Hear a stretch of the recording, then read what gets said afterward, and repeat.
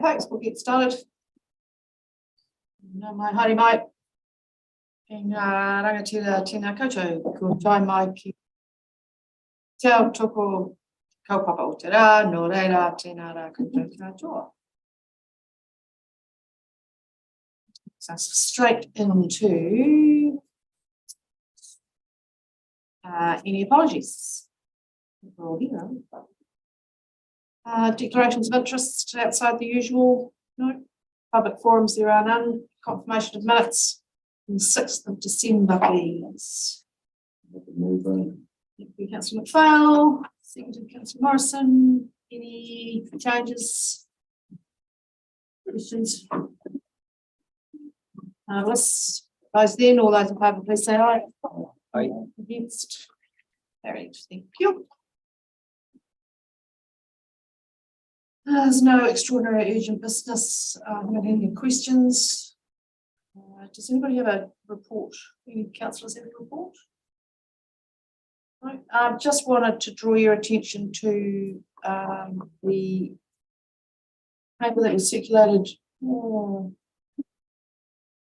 last term, actually, from the Office of the Auditor General about risk and assurance committees and some guidance around reasons for and good practice.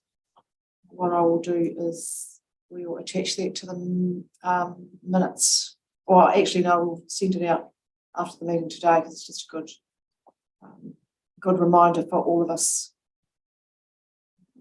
around things like what the committee should do and what are the benefits, what's an effective audit, risk and audit assurance committee, etc. So some of you will be seeing it for the second time, but it doesn't hurt to have a reminder. And on that note, we are 2/3 of the way through the process of appointing a risk and assurance independent chair. We're at the references stage and an appointment is imminent, not tomorrow, but soonish, as soon as we can get all those things tidied up. And we've had a discussion about the best fit for this committee and this council. So not far off now, which was exciting because the independent view and the guidance will be really valuable for us. So it's exciting that we've got to this point. I think it's been a while. So thanks, Amy particularly, and the rest of the staff and the rest of the team for getting us this far. Did you want to add anything to that conversation? No, nothing to do with the what I said to the committee, just in terms of time frames. Hoping to get those conversations in the diary early next week, because I know that we're aiming, if possible, to have a conversation and make sure that deliberations are done before Easter, if all possible. Yeah, so we're looking to that time frame with you. Great, beautiful, thank you. Okay. Well, just about the details of that. So the recommendations of the committee or subcommittee that's been investigating this will come back to this committee, or what's the procedure? I would double check. I actually think it goes straight to council. Yeah. So the person won't be able to be appointed until the next council meeting. Is that right? Correct. That'll be before our next meeting. Yeah. Okay, no, that's good. Yeah, and we'll work out any of the induction and that kind of stuff as well with the appointed, the chosen one. Yep, sure. What is a bow tie analysis? Ooh. Shall we come to that later? Yeah. There will be a fulsome description of that from my colleagues up the back when we get into the risk report. So if we can hold your question pending, and we will answer that whilst we're talking to item 1 and 2. Are there any other councillor reports from any activity? Do we need to move? Do we need to receive that in my report? Yes, I suppose we do. My verbal report. Yeah. Yep. I'll move it, and somebody will second it. Thank you, Councillor Tim Horrell. All those in favour, please say aye. Aye. Against? Carried. Right, now, item 1, risk management report. Thank you, Tanya.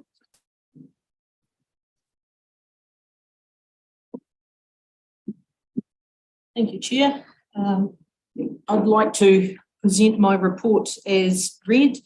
In summary, the particular report is the risk management program update. So it's outlining the key actions that we're taking in relation to the risk management program, which incorporates, as you'll see on the back page, internal audit and business continuity program.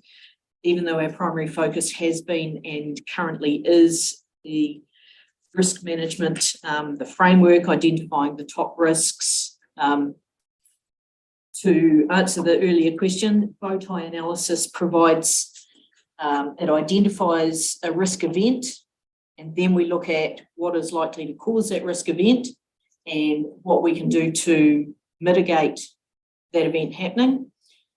On the flip side, if we don't manage to completely mitigate that risk, we look at the consequences of what that risk may be, and equally look at some controls that we may be able to put in to mitigate and minimise those events taking place. So the analysis has been done primarily by Bruce Robertson and myself.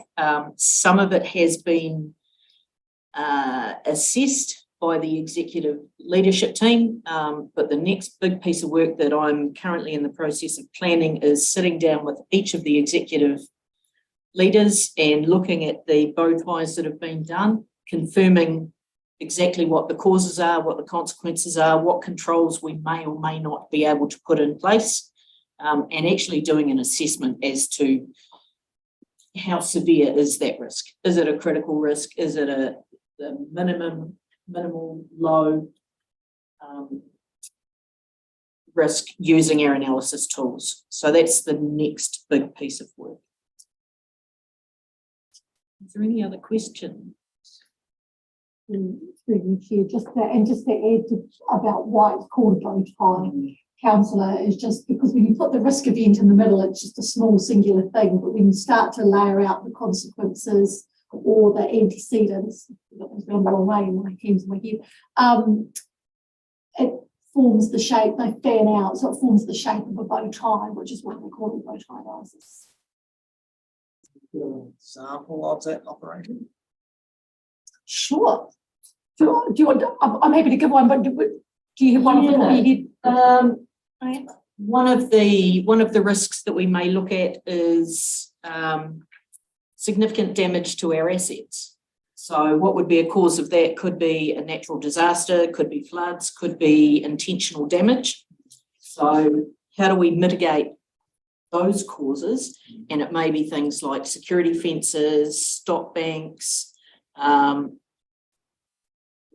We can put policies and procedures in place to ensure that we follow due process to ensure we've got those controls.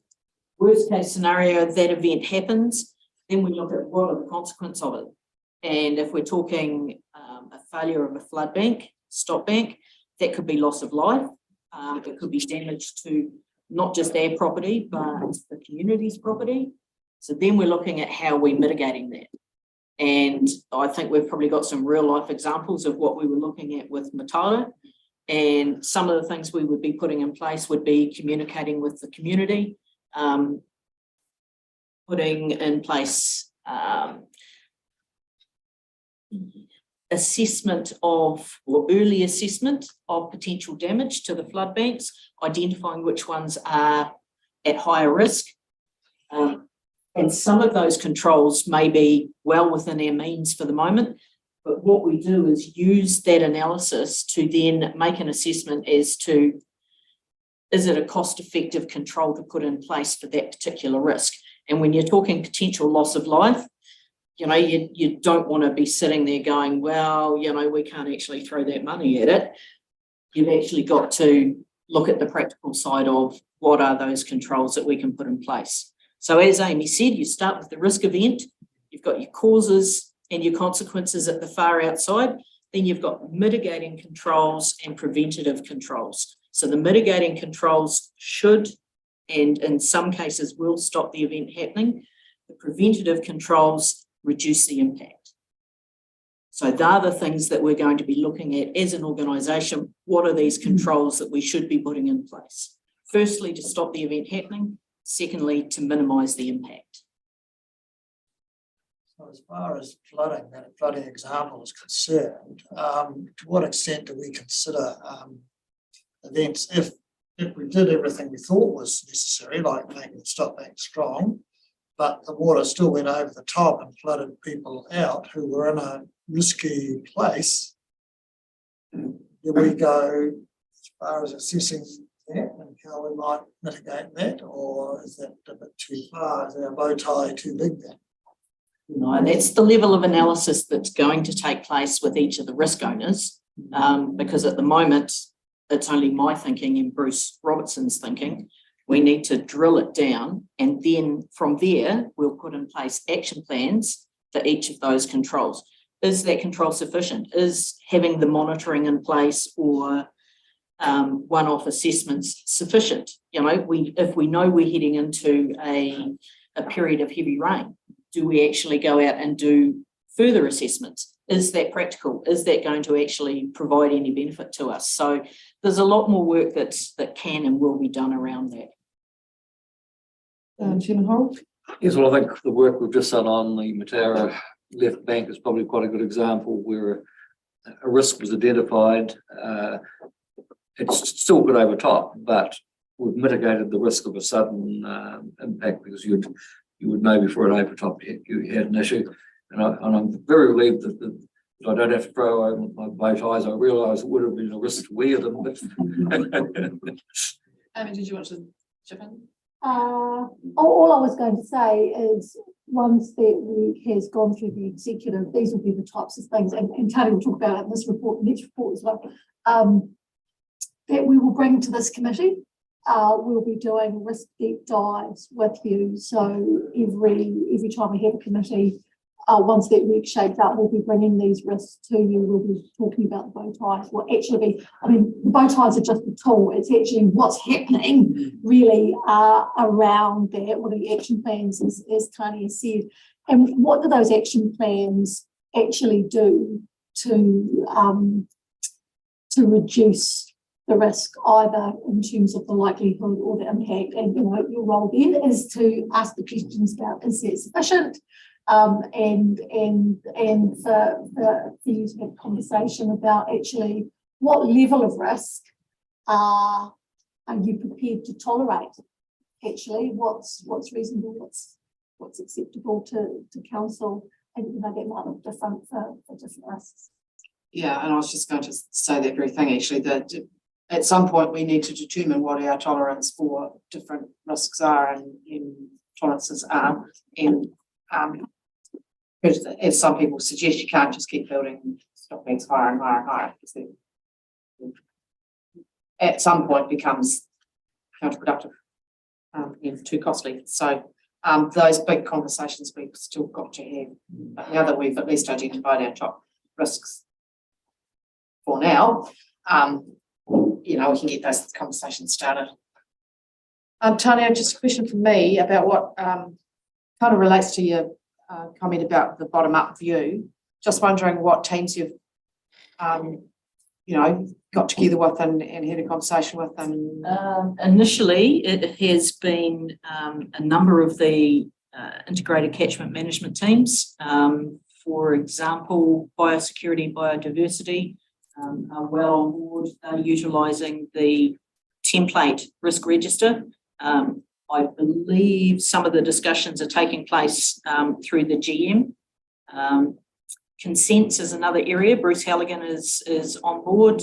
Compliance, Donna Ferguson, and some of the climate resilience projects are also utilising the risk register. So we're slowly introducing that, and that's why we say we're focusing our work on the executive at the moment, but the process is continuing with the rest of the organisation, and that will continue.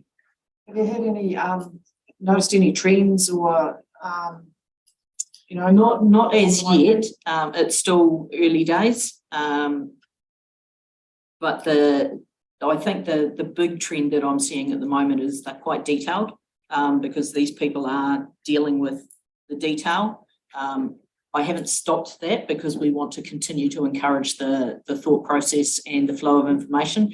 But as we start putting in place parameters around how we're assessing our risks, my expectation is that that will help put a bit more structure around what they're capturing and how it's reported. Right, thanks. Right, labour intensive to begin with, I mentioned. Anybody got anything else? Business continuity program, anybody want to ask about that? Move the recommendation, Madam Chair. Thank you, Kevin. Seconded by councillor Rodway. All those in favour, please say aye. Aye. Against? Carried. Thank you. Thanks, Tony.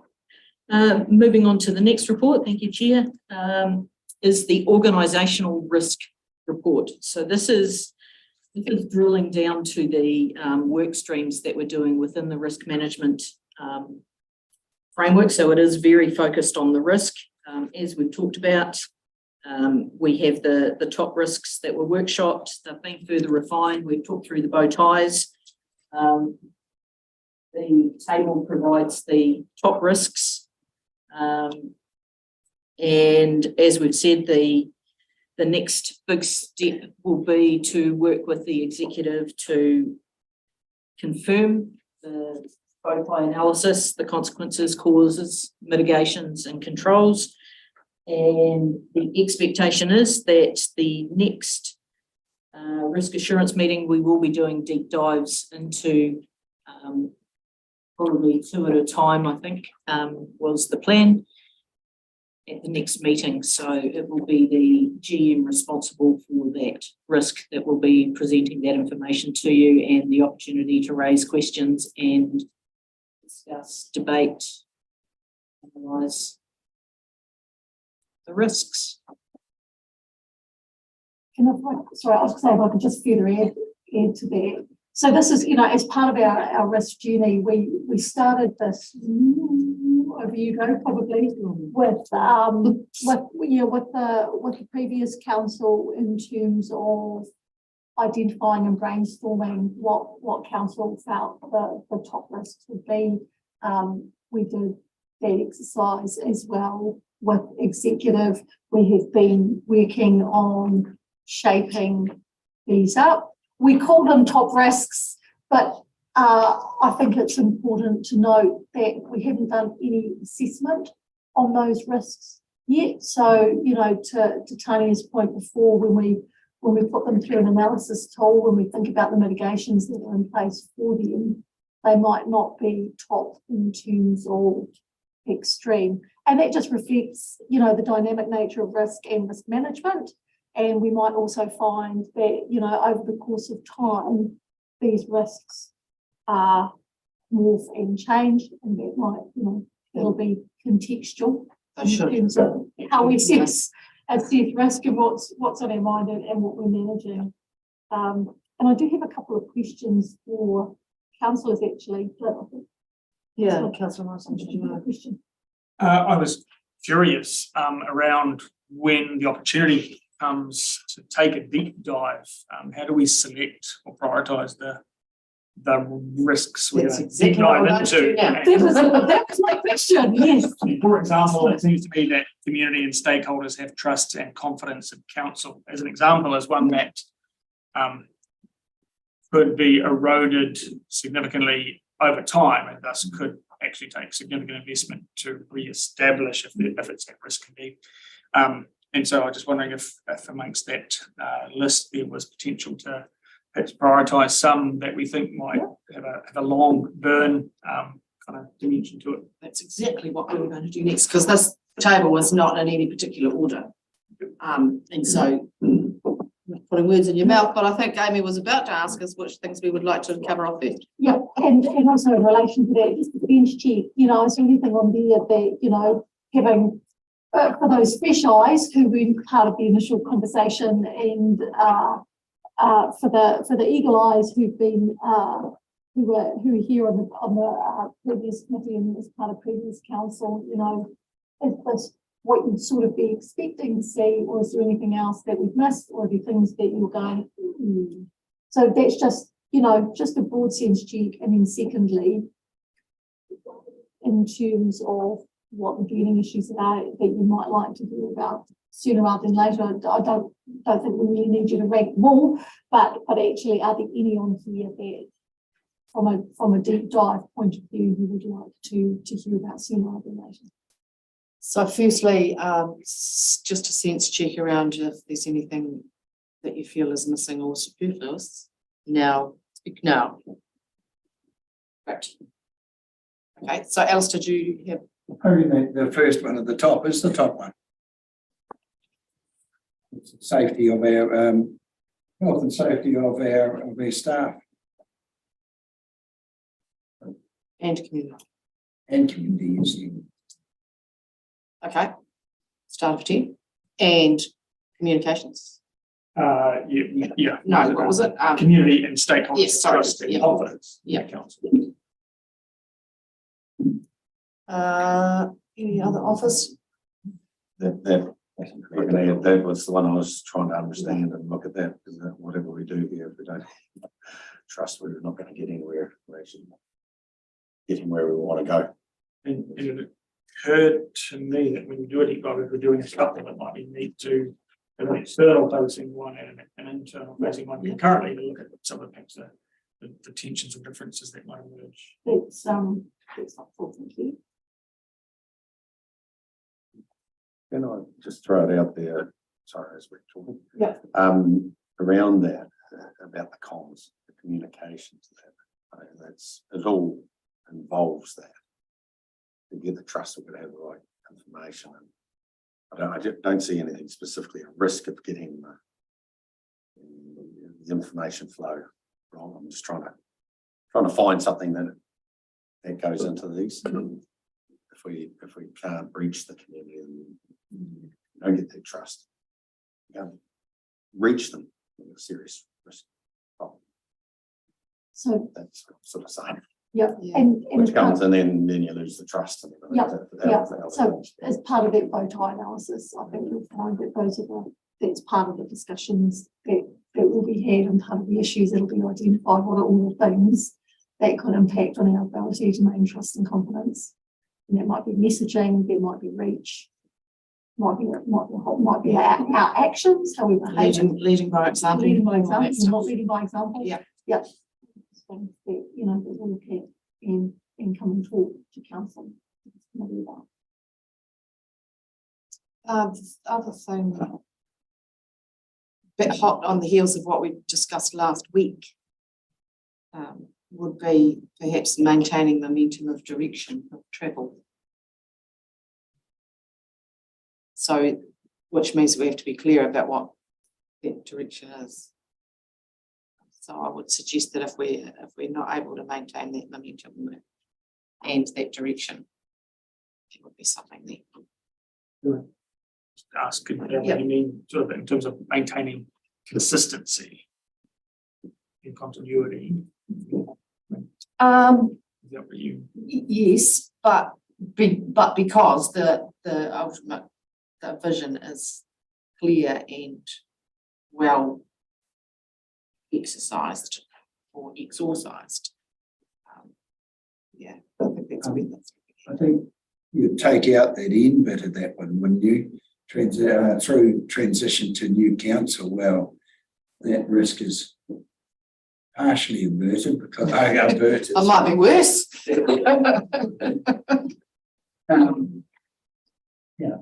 Yeah, maybe the wording should refer to the 3-yearly cycle rather than to the new council, perhaps, because that's going to happen every 3 years.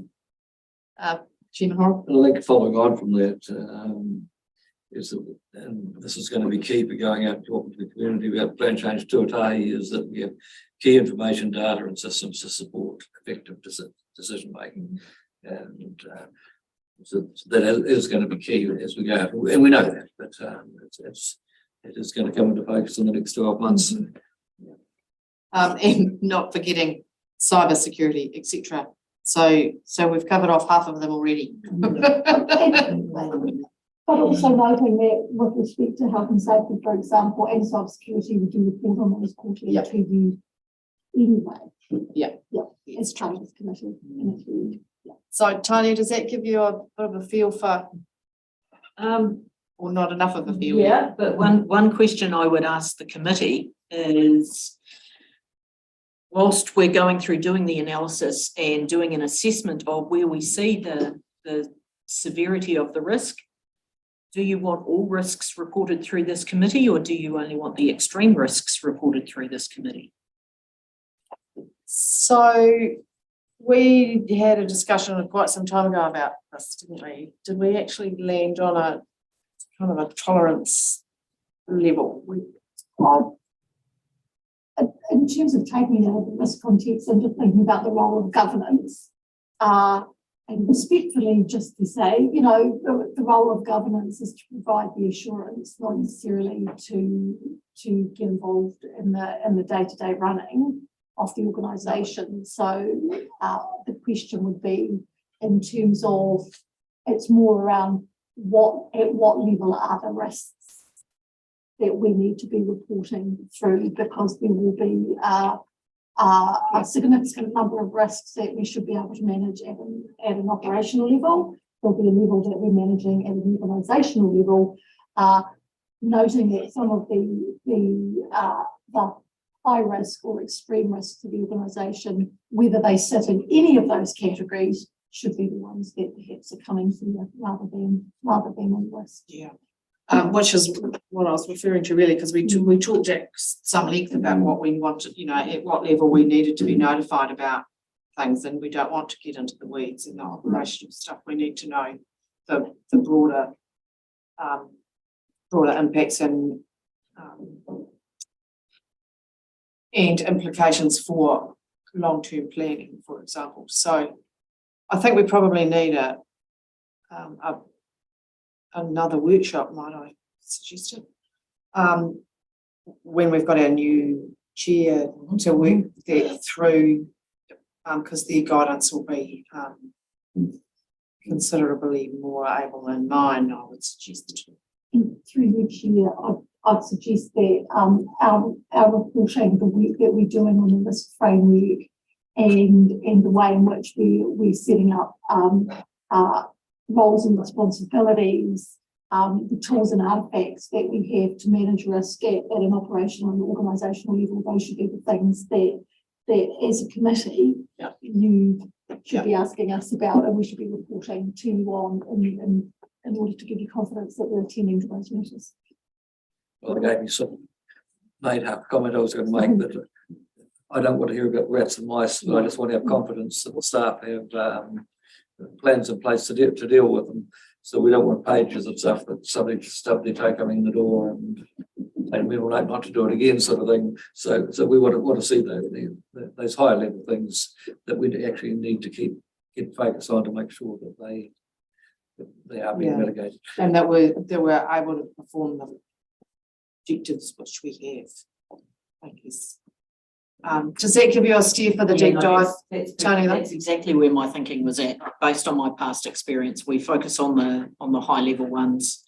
The emerging ones sit outside those parameters. So the emerging ones, once they reach a certain tolerance, will actually, regardless, will be raised through council. Yeah. But It's just important that we set out our own tolerance. Councillor McFarlane? Yeah, I would agree with everybody here that I think we've come a long way.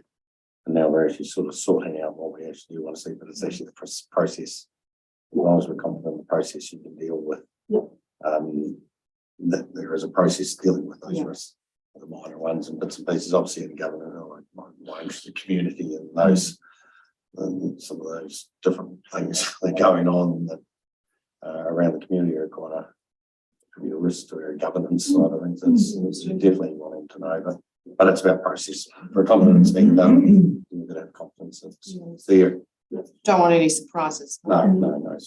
Councillor Rodway? Common sense. Well, it's looking at things a bit more closely in the light of the discussion. The first four are sort of management type things, I think. And the last 1, 2, 3, 5 five are also management kind of thing, maybe a bit of a crossover line too, but those middle four from community stakeholders have trust in us, government has trust in us, we have a good understanding of the treaty, and we maintain momentum of direction. Those are more sort of governance things. I'm sort of thinking, I might be wrong there, but so as far as tackling them, you've said, I mean, you know, some are relatively straightforward, like Alice is right saying that first one's really important, but that is something that goes on all the time, and the staff are doing it. But those four in the middle there, the community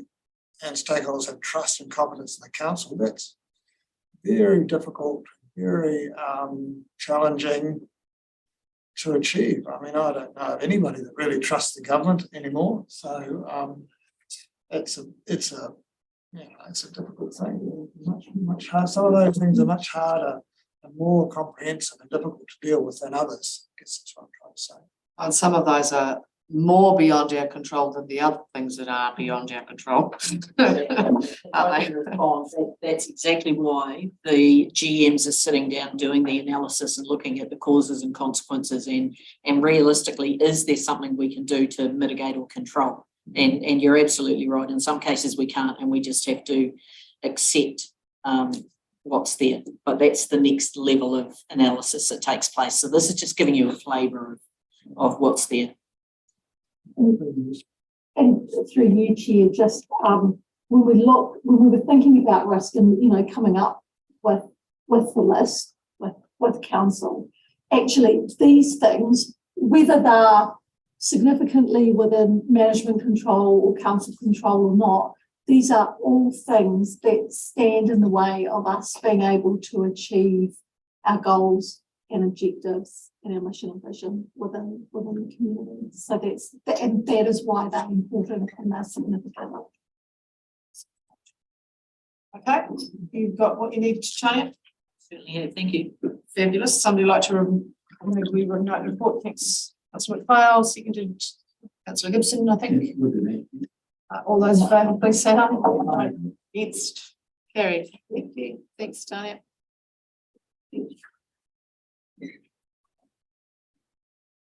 Welcome, Paul. Good afternoon, everyone. I take it as the report has been read.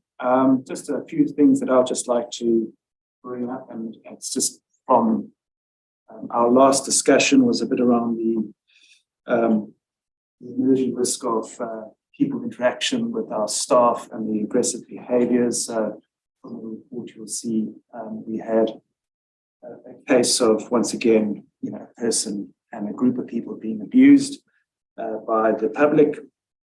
And our response to that was putting some immediate plans in place and also pulling together a bit of an investigation team or a learning team to kind of look at some of the root causes around those particular events and looking at some mitigating controls. And we also took the opportunity to get a bit of feedback from our reception staff and our finance staff who work during our race times. We find there's an elevation of behaviour that escalates over that time, and we use that to inform that investigation. That investigation, since this report has been written, has now been completed and has gone through a review by the executive, and we're busy operationalising some of those recommendations around the findings as such. The other piece is just to clarify and also just to have a quick discussion about it, is the stop work notice that we issued to one of our contractors. Just for everyone's information, that was an internal stop notice, so it wasn't an authority coming from WorkSafe or any other institution. It was just an internal stop notice just to stop that particular activity, so we had time to assess the particular event, which involved a chainsaw and one of our contractors getting injured and receiving 2 stitches on his face. Subsequently, we've closed that investigation. We've come with some what we think are pretty robust controls around that.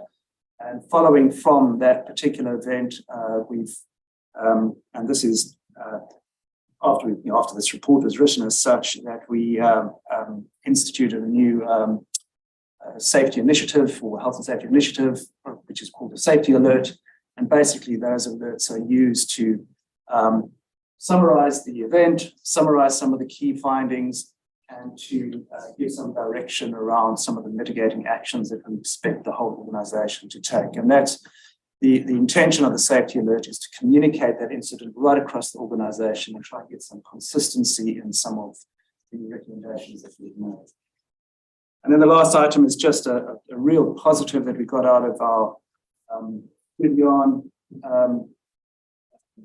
presentation given to us by Lindsay Wright from the Rural Sport Trust. He's given two workshops. The one just before Christmas was a more sort of kind of rural-based workshop. The one in February was more kind of in that sort of urban context. And everyone who attended those workshops were impressed and felt really, comfortable to take some of the learnings and implement them elsewhere. So yeah, so it was a real positive. I guess the next steps for us is to look how we can further build on some of that good work that we've already done. Right, open to and happy to take any questions. Tell me, what is body stressing? Body stressing.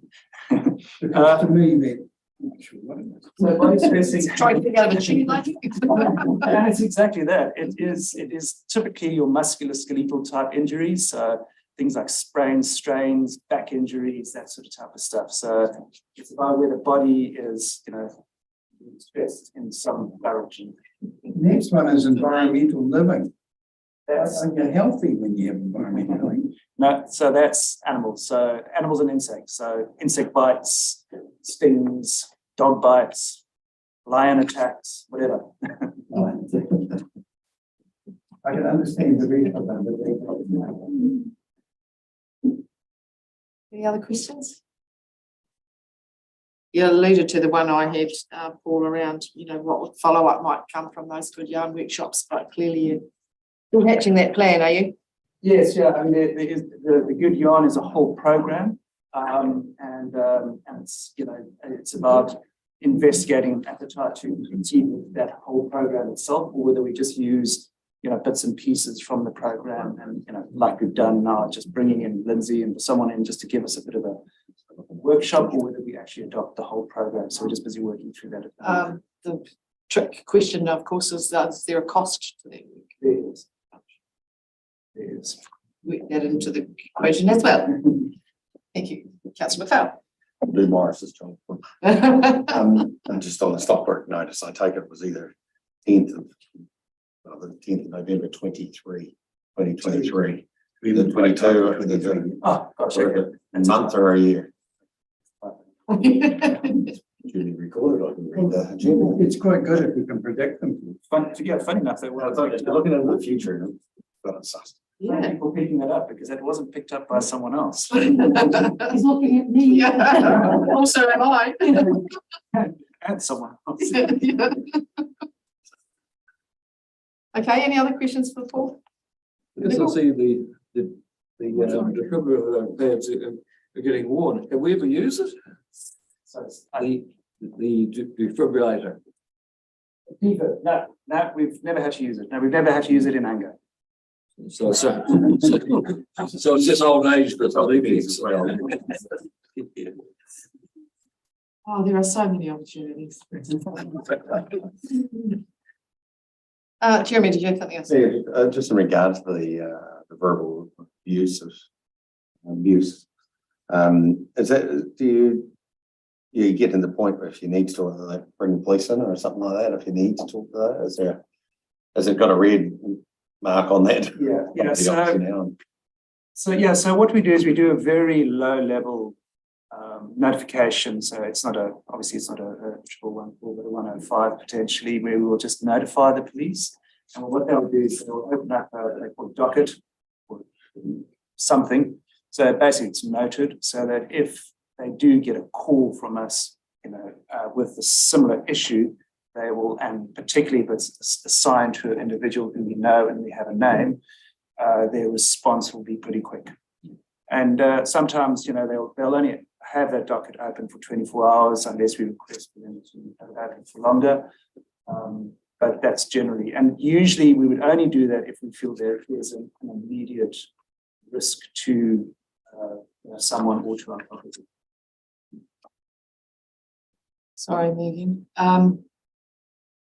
The E-roads data, when are we likely to see a breakdown of that as far as fleet management? Yeah, so looking to bring that to, I forget the name of the committee. Finance and performance. Yeah, finance performance, and that's where we'll bring some of that, that data to that particular. No. So next meeting or the meeting after? I must probably be the next one. It'll be in the, it should be in the activity. Yeah.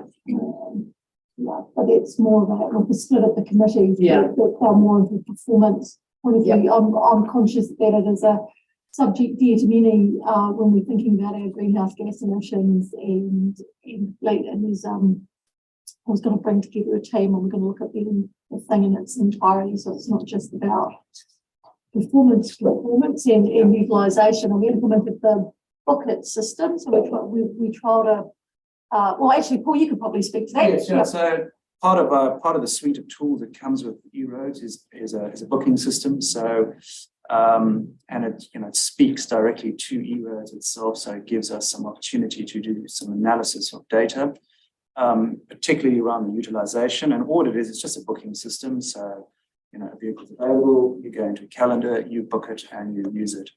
So we brought all our vehicles onto the Bookit system, and we're bringing all kinds of bits and pieces that are bookable resources also onto the system. And as I said, it's still early days with that system, but we can already start picking out some key bits and pieces of data, particularly around utilization of vehicles out of the Bookit system. Great. You want? Always interested to see how the chairman's going with this driving. Yeah. That's why it'll be a good one then. Moving swiftly on. I'm that good, I don't even get a fire extinguisher or a first aid kit, so I'm obviously considered low risk. Okay, so maybe we'll need to sort that out. Something like to make the report, please. Thank you, Councillor McPhail. Seconded, Councillor Morrison. All those in favour, please say aye. Aye. Against. Carried. Thanks very much, Paul. And the annual activity plan. Oh, that would be new. Yes, thank you. Okay, so that is for noting. For you to take that as we basically the annual activity plan just outlines at a high level the reporting that you can expect from staff to this committee over the course of the year. That we've built that based on the split of the previous OPAC committee and this committee. We have split the risk reporting and the internal audit reporting into separate reports, although you'll note because we're early in that journey, we've combined those reports for this meeting, but there are a number of reports there that we will be reporting to you on a quarterly basis, and there are some other reporting around our practices that we will be conducting biannually or annually.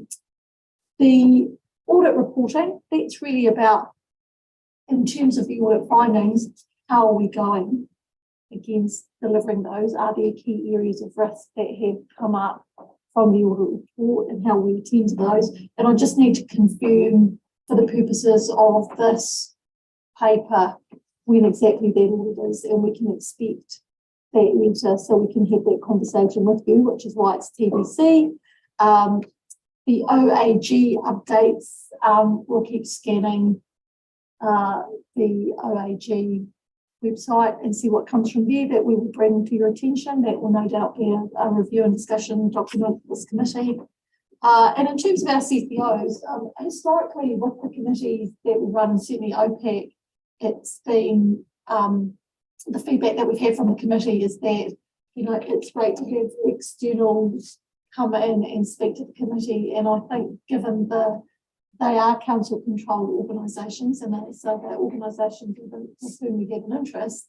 Actually, we should be asking them to come in and speak to this committee about their risk and their risk management practices. We have an interest in understanding how those are determined. So I just need to work through. You can see when we're expecting them to report, whether we need to align to a specific reporting deadline, or whether we just schedule a mutually convenient time for them to come and speak to the committee. Just on that, I haven't worked out the abbreviation, SOI. Statement of intent, Ah, Yeah. then a report. makes sense. And of course, you know, when the new year comes in board, we'll be, Yeah. you know, we may need to review this based on your feedback. But this is a document that you can expect to see every meeting with any updates that we hear from you as well. Yeah, it's just, Yeah, those are week to come. it's a good overview of all the things that are in the program. I'm happy to move that. If there's no- Thank you, councillor McPhail, seconded councillor Morrison, all those in favour, please say aye. Against, carried, thank you. Right, no extraordinary business, so we'll move into public exclusion. The reason to move into public exclusion business is to deal with confirmation of minutes, 6 December 2022. Item 5, conflict of interest policy and employee interest register. Item 6, economic recovery project, risk management report. Item 7, cybersecurity update.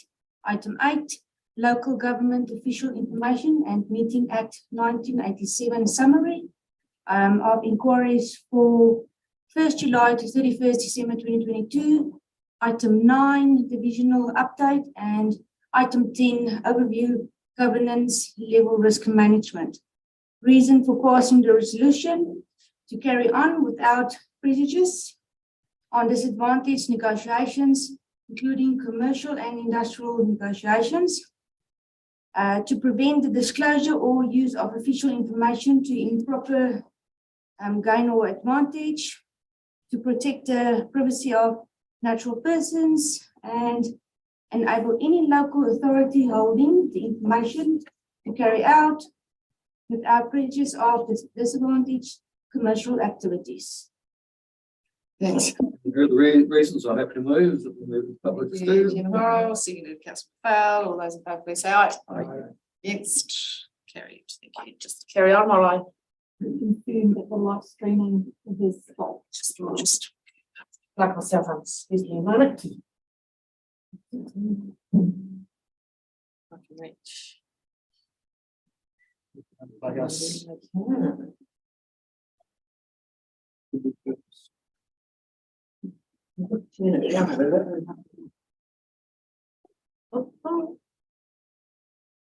So I don't know, is Kiwi doing the live streaming? Yeah.